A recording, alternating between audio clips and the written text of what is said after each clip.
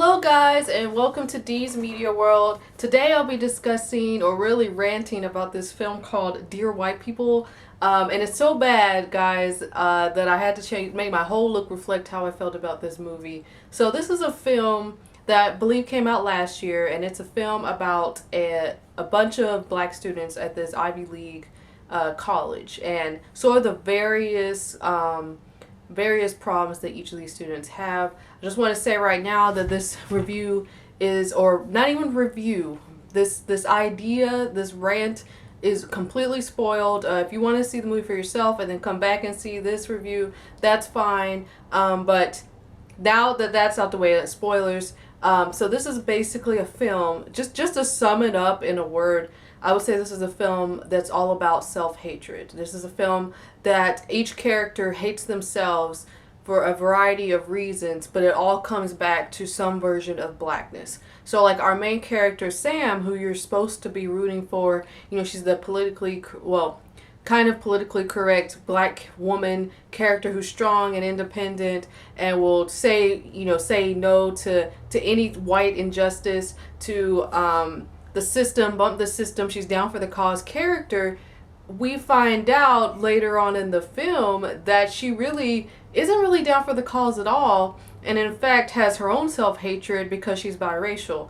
And because she's biracial, this infects, she feels as this, she has to overcompensate her blackness. So the first half of the movie that is telling us, what type of person she is all kind of a lie, because she's not really down for the cause to begin with. She is someone who felt the need to overcompensate for her blackness. And my biggest problem with her character, because I'm going to break down my problems with each of these characters, and I'm assuming you've seen the film at this point, she has these issues, but they are never addressed as to, why. Why does she feel she has to overcompensate her blackness because she's biracial? There's no evidence in the film that even when she talks about her past, she never says anyone made fun of her for being black. She never says she felt insecure because of within her own self. She said, she would go home, she would go to school with her dad and be embarrassed because her dad's white, and she was afraid that other students would look at her and say, why is she with that white man? But she said that was even in her head. That's what she thought. And then she had been dealing with this kind of thing, I guess, her whole life. But it all seemed manifested within her own mind. Like, she didn't actually have these problems. She just sort of made them up. So she felt the need to overcompensate her blackness and try to be down for the cause, when in actuality she really wasn't. And then on top of that, this is a character who also is, in love or dating this white guy, which isn't essentially a problem. But it is a problem in this movie. In other movies, a interracial relationship wouldn't be too much of an interesting thing or a problem. But in this film that's supposed to be all about allegedly black empowerment, couldn't even give us that. The film, not only does it have self-hatred for each character has their own self-hatred, that there's no black love here. There's no real unity. The unity that might have seemed like it was there with any of the characters, particularly Sam, was really fabricated and a lie and just a front of what was really going on. But with Sam and her boyfriend who's white, the thing that annoyed me the most with her is that she never gave her black friends a chance. It's like, so there's a part in the film when she goes to a rally. She's supposed to be doing this rally, and it's a black, trying to get the black house back, I believe. And she gets a phone call from her mom about her dad, who might be dying of a stroke, I believe. He's in the hospital recovering. And she feels bad about it, and she can't go to the rally. But instead of telling her friends, yeah, my dad is sick, I'm really upset about it, I actually can't do this rally with you, and maybe I have some doubts about doing it, she runs away. And then her white boyfriend, who actually seems to know much more about her than her black friends do, ask her about her dad, ask her about, oh, you're such a tragic mulatto, what's all your problems, all this. These are things that she could have had discussions with her black friends about, at least, especially the thing about her father, about him dying. I mean, we don't really know if they even know she has a white dad. I'm assuming they don't.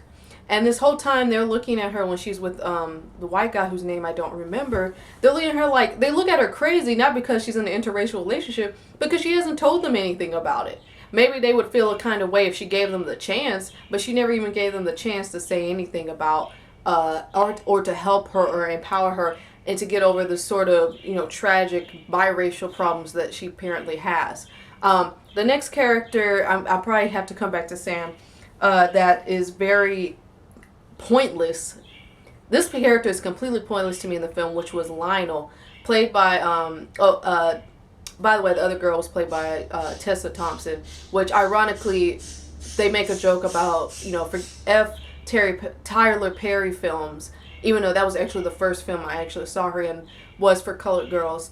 And that's when it clicked. I was like, I've seen this girl before, but what? Was the guy from Everybody Hates Chris. He plays Lionel.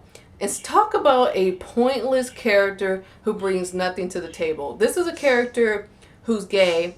And he has this, you know, out of control, for some reason, for reasons we don't know, out of control afro. And when I say out of control, I mean he doesn't keep it up at all. He doesn't comb it. He doesn't add moisture to it. He just lets it grow out of his head without any kind of hair care to it. And he automatically assumes that, you know, the black kids won't hang out with him because he's gay and because of the stereotype that black people are homophobic. And while that sounds like it makes sense in context, this is a character who says towards the beginning of the movie he didn't even try to hang out with the black kids in his high school because he just assumed they would not accept him. And then here he comes to this Ivy League school to get away from black people. As if, for starters, white people can't be homophobic. A. B. Just because you're gay, doesn't mean people care. Like, people in the film didn't care that he was gay most of the time. Like, there was a joke or two, but it barely went beyond, it didn't even go below the belt. Nobody cared. In fact, he doesn't even give anybody a chance. He assumes that black people hate him because he's gay or whatever. And I'm thinking, well, these are millennials characters. Millennials are some of the most open-minded, one of the most open-minded generations. We just had gay marriage, you know, approved. Of course, when this movie came out last year, that wasn't the case. It was still like a couple states had gay marriage approved.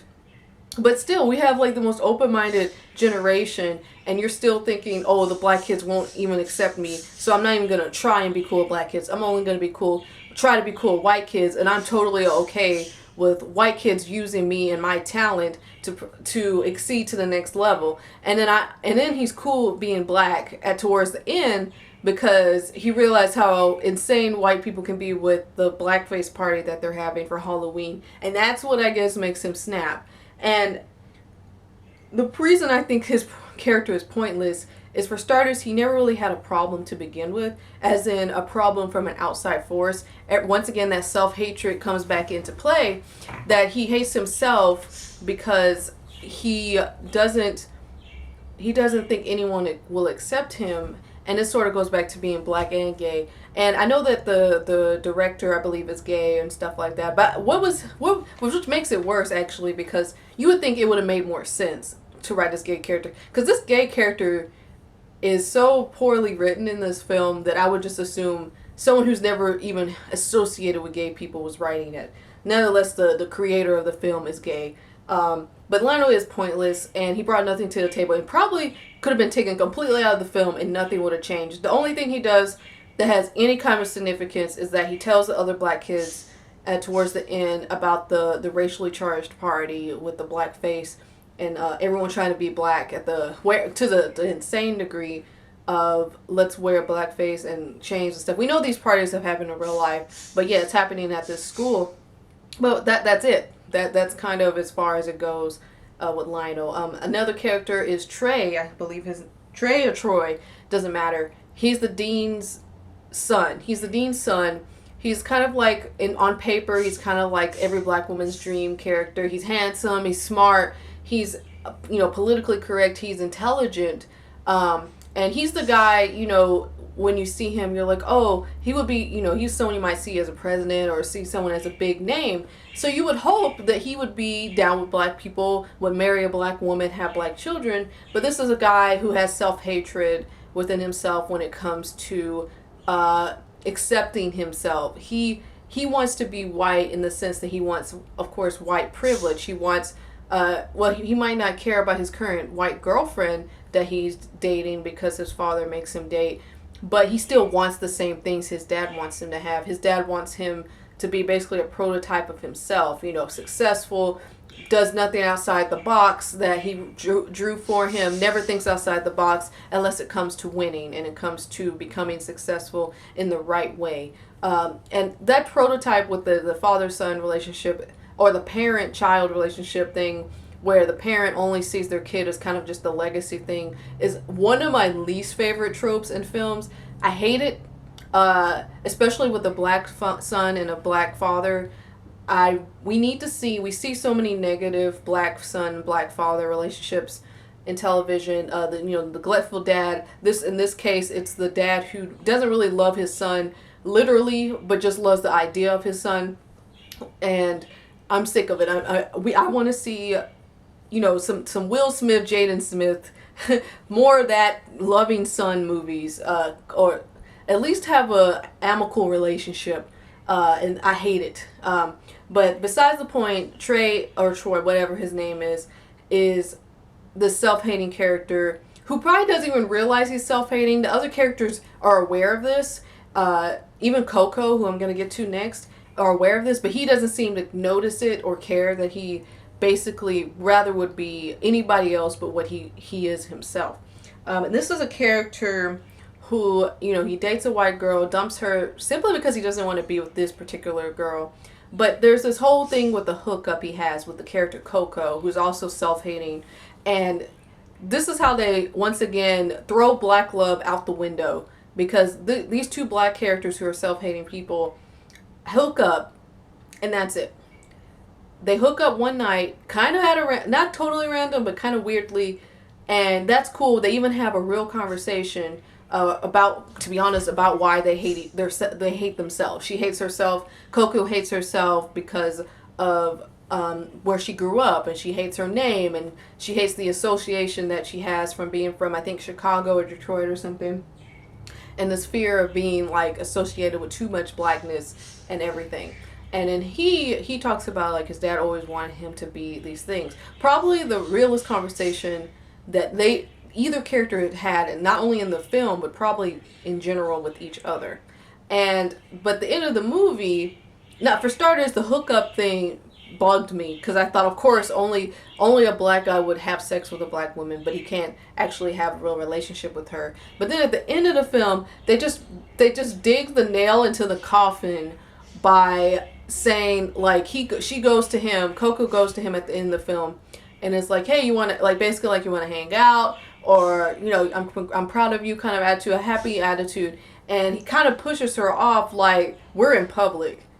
Why are you talking to me in public? Like, you're not my girlfriend. And the reason this bugged me in this kind of movie especially is that even in a film, even in a fictional movie, you can't have black love. You have to make it a hookup. You have to make it where he's embarrassed of her, or he would never have him as his girlfriend in real life. In the movie, like, he could have her for sex. That would be great. But in terms of being my girlfriend, how would that look? You, black woman, think you could actually be with me, black man, in this movie. Couldn't even have that in a fictional film. Couldn't even have that. And I said, and that I was done with the movie up until that anyway. But that's when I was like, you just don't want to redeem yourself at all at this point. The complete lack of black love, it was just disrespectful to the 10th degree. There was no characters. Even Lionel, who's the gay character, even when he has like a moment with another man, when he has like a romantic moment, that's not with a black person. Even black gay people can't be together. A black biracial woman can't be with a black man, and a regular black man can't be with a black woman. It has to be white people. It has to be non-black people. The other character, Coco, and this is a character who is probably the most self-hating of all. I just talked about her. She hooked up with Troy, whatever his name is. She is the embodiment of self-hatred that I'm probably the most familiar with when I hear about black people hating themselves. This is a woman who came from the hood. She had a kind of, I guess to her, a ghetto name. Wants to change. She doesn't even change her name. She just makes it a nickname. Like her name is like Coco. I don't remember what her actual character's name is, but she changes it to Coco, and that's more to her more socially acceptable than her real name. Which fine, you don't want to go by your ghetto name. That's fine. You're from Detroit or Chicago, one of the major black cities. You don't want to be associated with being ghetto or hood. That's cool, I guess, but where it goes too far is this is a character who clearly doesn't love herself. The biggest question I had with Coco is why she had so much self-hatred to the point of, she can't even accept, she has to make this white face party. That's kind of like the big thing. Not white face, black face party at the end of the movie. She's the one who starts up. She has so much self-hatred, but we don't really know enough about her to understand the depth of why. This film wanted so badly to be deep. It really wanted to be deep. It really wanted to make a statement. It really wanted to be important. It really wanted to say something about the black community, and it says a lot without solving anything. It says a bunch of crap that has no fixing. This is not even a let's tell it like how it is kind of movie. It's a bunch of, because even the stuff that, okay, like I totally see that happening in real life. Some of these characters are definitely real life people. Even that is just like, let's just throw that out there and people just know about it and do nothing to solve it, fix it, change it, make it better. Even in a movie, in a fictional film, going back to Black Love, even that's a myth in a movie.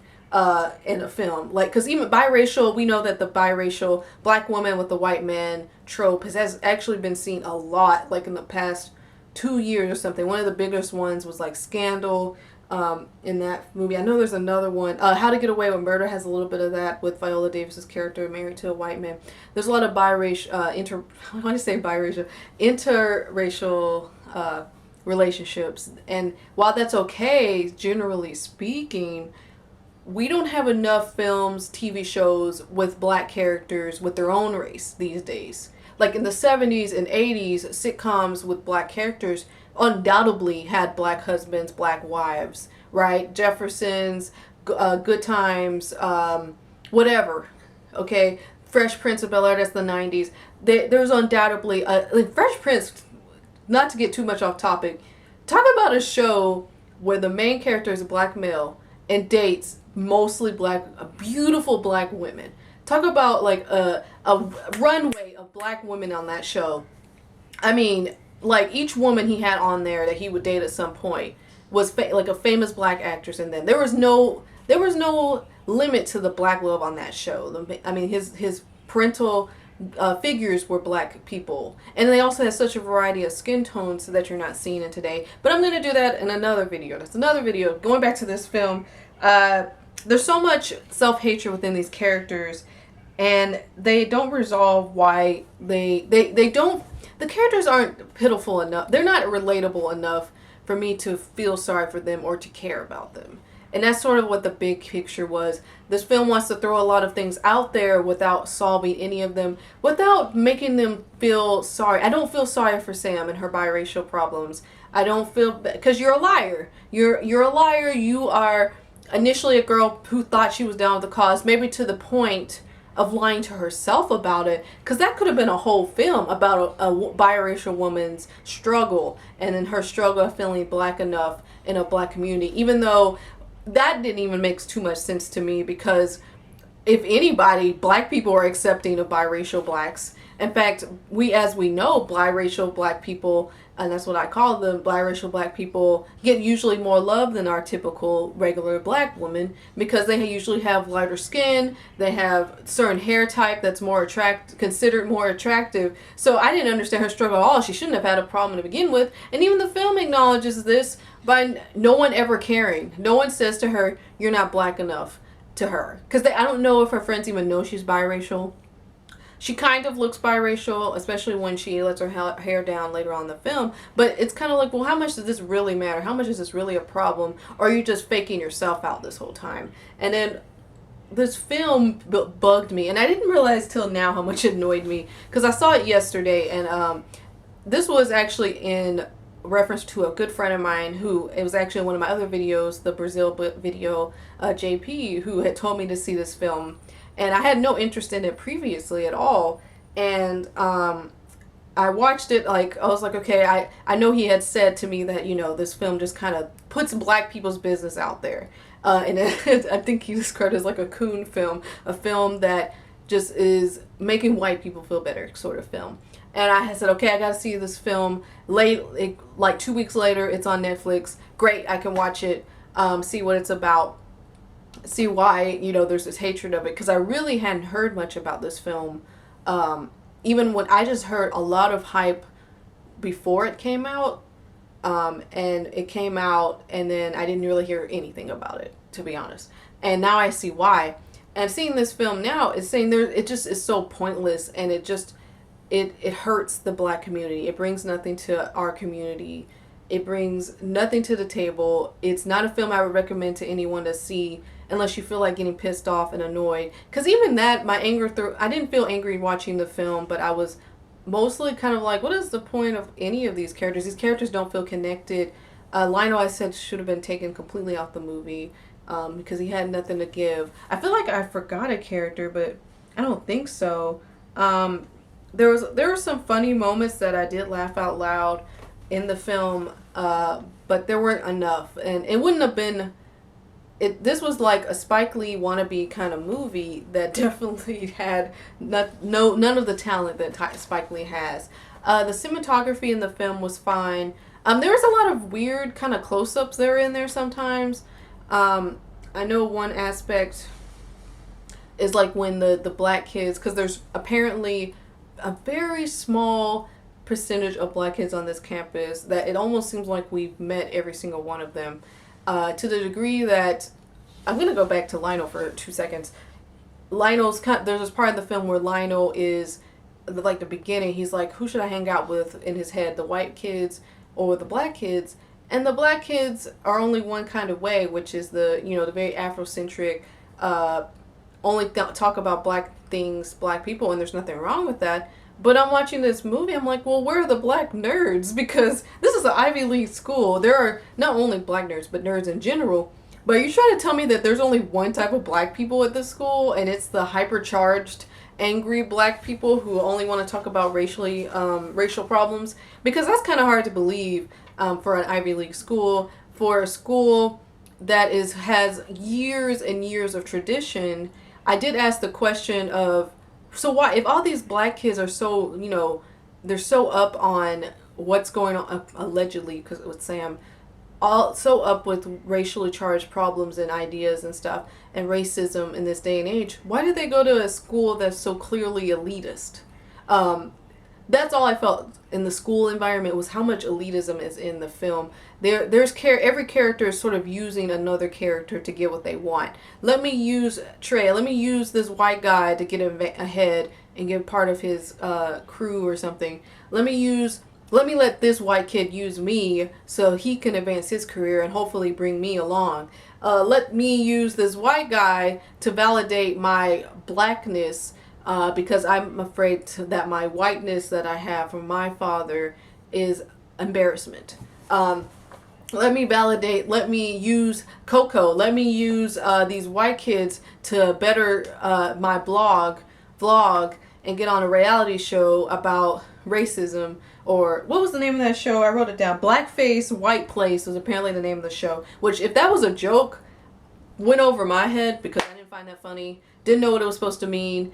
Didn't understand why a character who's in an Ivy League school and is trying to get out the hood and trying to avoid black stereotypes, would want to be on a show that's apparently about racism. So she using, the white sons, the president's son, to have this party. Like, everyone's using each other and nobody's likable. That's the other big problem. The self-hatred, the lack of black love, and the fact that every character is unlikable and uses somebody or something to try to get some type of validation that they really don't deserve because they're horrible people. They're horrible people. I know this video, I kind of went in on this film. Is there anything I liked about it? Some of the cinematography, some jokes I heard there and then, but even those jokes were not memorable enough to save this movie. There wasn't enough. The movie just wanted so badly to be important and to say something, but it really said nothing. It just said, black people, you hate yourselves. And here's some examples of how you hate yourselves. And no, we're not going to provide you with any solutions on how to solve your self-hatred. We're just going to show white people the sort of different reasons and ways and hows and who's and how you hate yourself. And I don't appreciate that at all.